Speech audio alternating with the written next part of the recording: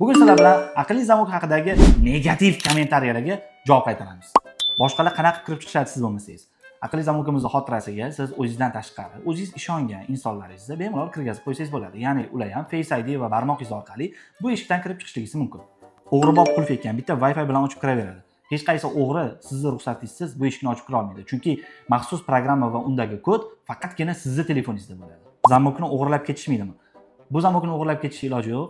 Ya'ni zamokning oldiga yaqinlashgan har bir inson kamera xotirasida saqlanib qoladi va bu sizning telefoningizda ko'rinadi. Svet o'chib qolsa ko'chada qolasizlar.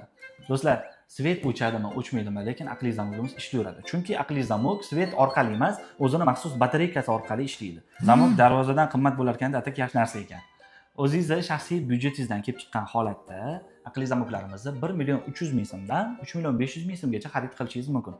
Endi sizning eshingiz narxi qancha? Kommentariyada yozib keting, kutaman. Endi bolalar hamma negativga men unaqa yomon javob qaytarib tasha olmayman-ku, chunki yaxshilikka yaxshilik har kishining ishidir. Yomonlikka yaxshilik bu aqlli zamokchilarning eng to'g'ri ishidir. Shuning uchun sizlarda yana mana shunaqa negativ savollar paydo bo'ladigan bo'lsa, bemalol kommentariyaga yozib ketinglar, biz unga javob berishda davom etamiz.